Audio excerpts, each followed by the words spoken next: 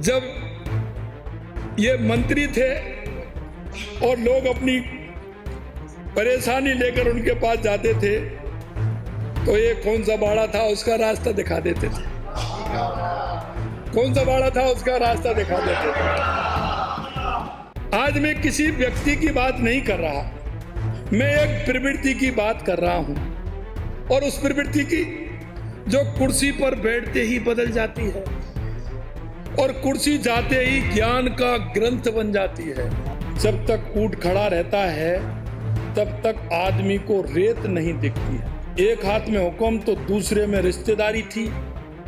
तब सिस्टम बड़ा समझदार था। इम्तिहान होते थे पर मेहनत से पहले पहचान देखी जाती थी।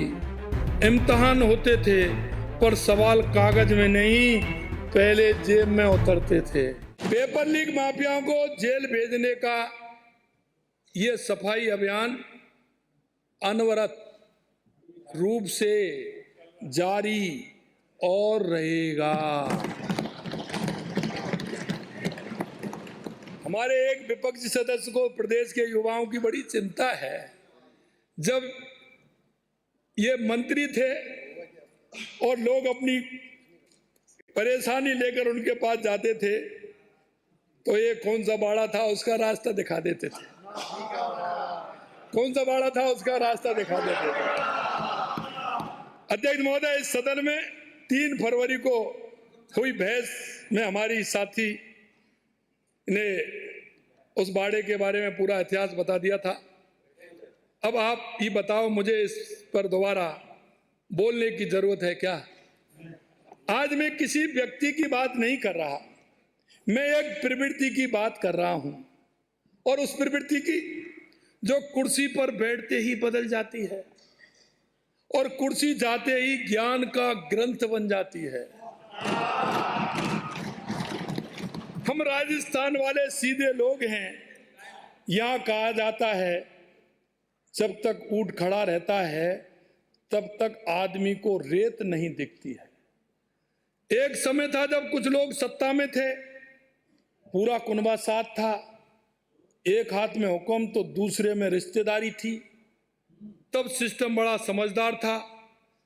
इम्तिहान होते थे पर मेहनत से पहले पहचान देखी जाती थी। इम्तिहान होते थे पर सवाल कागज में नहीं, पहले जेब में उतरते थे। और जो गरीब, जो मेहनती युवा वो लाइन में खड़ा रह जाता, उस वक्त युवाओं की याद नहीं आई, वो नैतिकता की किताब नहीं खुली। उस वक्त अधिकारों का भाषण नहीं हुआ। क्यों?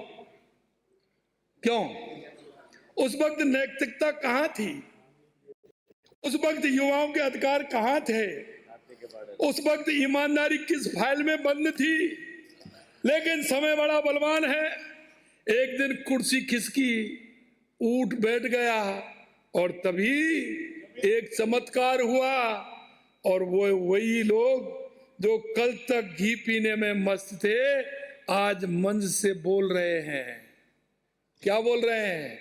भ्रष्टाचार पाप है, युवा देश का भविष्य है, नैतिकता सबसे ऊपर है। अरे वाह, पहले घी पी लिया, अब उपदेश दिया। वाह, कमाल की बात है। जब सत्ता हाथ में थी तो मुंह में माखन था, अब बाहर आए हैं तो ज्ञान की मटकी फोड़ दी। मैं पूछना चाहता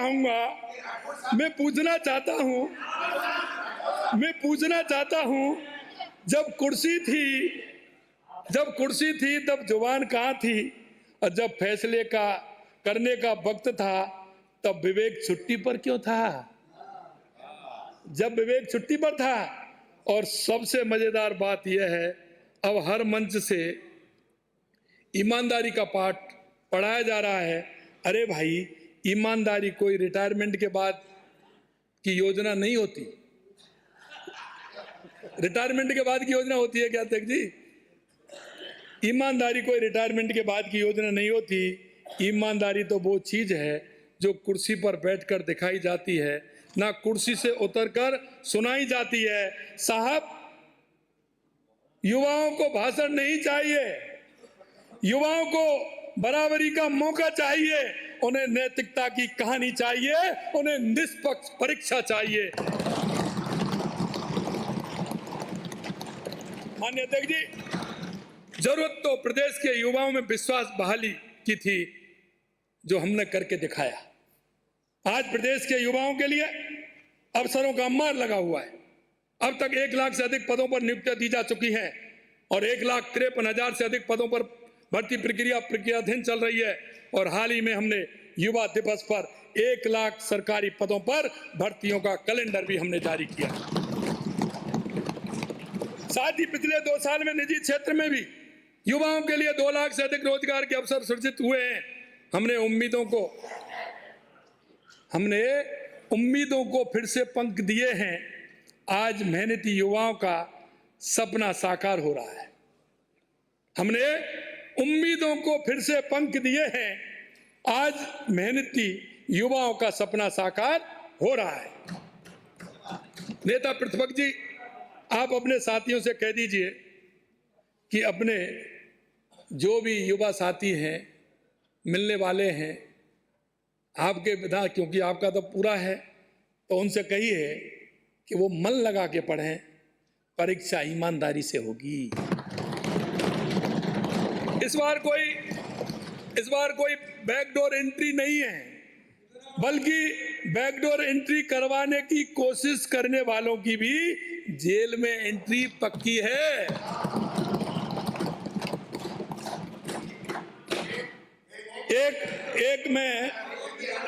एक में माननीय, मैं वही कह रहा हूं, मैं एक भी बात नहीं बोला। नहीं, सुझाव मैं बाद में ले लूंगा आपसे।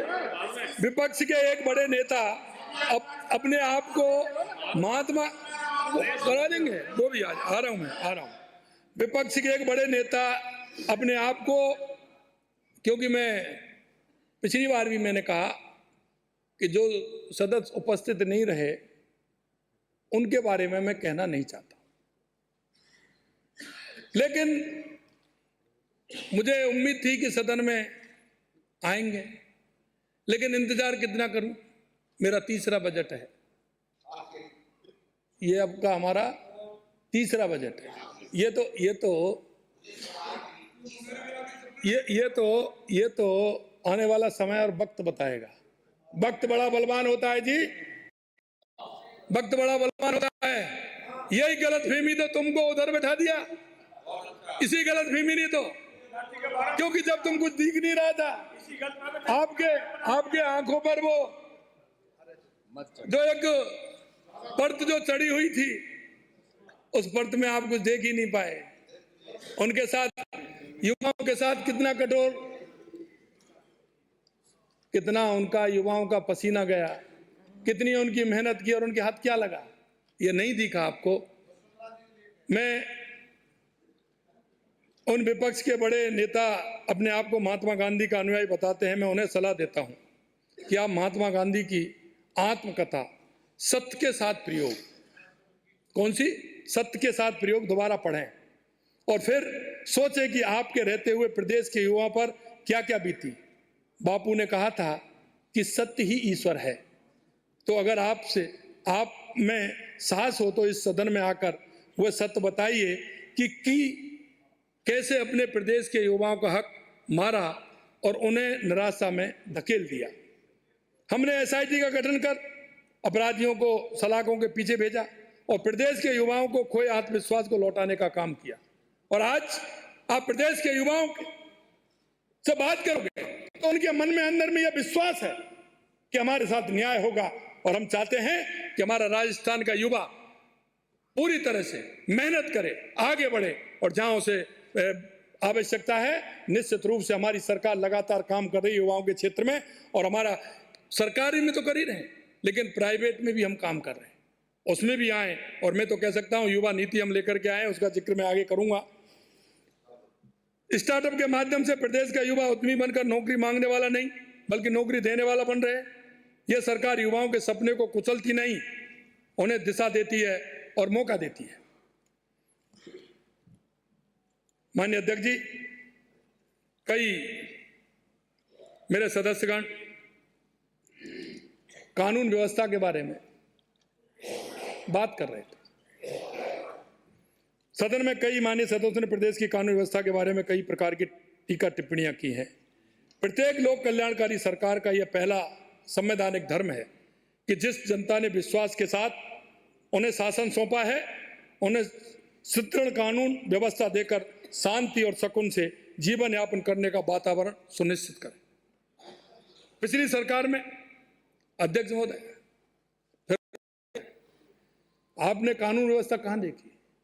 पिछली बार तो किस्सा कुर्सी का लंबा चला। राजनीतिक मजबूरी से दो हिस्सों में बटी सरकार को सुरक्षा के लिए पुलिस के संगीन पैरों की आवश्यकता पड़ी। जिस पुलिस तंत्र का कर्तव्य कानून व्यवस्था बनाना था, उन्हें मजबूरन सत्ता पक्ष के बागी विधायकों को नियंत्रण करने का काम सौंपा गया। अध्यक्ष महोदय, मुझे अफसोस है कि पूर्ववर्ती कांग्रेस सरकार के समय में महिला अत्याचार, भ्रष्टाचार, साइबर क्राइम, पेपर लीक जैसी घटनाओं के साथ अपराधों के मामले में राजस्थान पहले और दूसरे पायदान पर था। हमारे द्वारा उठाए गए कठोर कदमों का परिणाम यह है कि राज्य में विगत 2 वर्षों से अपराध के ग्राफ में निरंतर कमी आती जा रही है। एनसीआरबी के नवीनतम आंकड़े बताते हैं कि वर्ष 2023 की तुलना में वर्ष 2025 में 14.13% अपराधों की कमी दर्ज की गई है। दर्ज प्रकरणों की बात करें तो 2023 की तुलना में 2025 में 18.77% प्रकरण की कम दर्ज हुए हैं। अनुसूचित जाति एवं जनजाति पर अत्याचार के मामलों में 28% तथा महिला अपराधों में 10% की कमी आई है। ये आंकड़े हमारी सरकार का द्वारा सुदृढ़ कानून व्यवस्था के परिणाम से अपराधों पर प्रभावी रोकथाम को दर्शाते हैं। माननीय अध्यक्ष जी, मैं आदि आबादी हमारी माता बहनों के बारे में भी चर्चा करना चाहता हूँ। नारी शक्ति ने कठिन परिस्थितियों में हमारे समाज को और संस्कृति को संरक्षित करने का काम किया। महिलाएं केवल हमारे परिवार की धुरी ही नहीं है, बल्कि आधुनिक नए राजस्थान की शिल्पकार भी हैं। महिलाओं का मान सम्मान, स्वाभिमान एवं महिला सशक्तिकरण हमारी सरकार की सर्वोच्च प्राथमिकता है। राज्य में विभिन्न कल्याणकारी योजनाओं के माध्यम से महिलाओं और बच्चों के पोषण और स्वास्थ्य स्तर सुधर रहा है। हमारी सरकार ने पालनहार योजना के तहत 6,15,000 से अधिक परिवारों को संबल दिया। लाड़ो प्रोत्साहन योजना के माध्यम से बेटियों को जन्म से लेकर उच्च शिक्षा प्राप्त तक 1,50,000 रुपए की सहायता दी जा रही है। लखपति दीदी योजना में 16 लाख से अधिक महिलाएं आत्मनिर्भर बन चुकी हैं और 20 लाख महिलाओं को प्रशिक्षण एवं डिजिटल तकनीक से जोड़कर स्वरोजगार हेतु प्रेरित किया गया है। माननीय अध्यक्ष जी, नए केंद्रीय बजट में महिलाओं के संदर्भ में यह एक ऐतिहासिक पहल है जो आदि आबादी को सी-मार्ट के माध्यम से आत्मनिर्भरता की ओर ले जाएगी।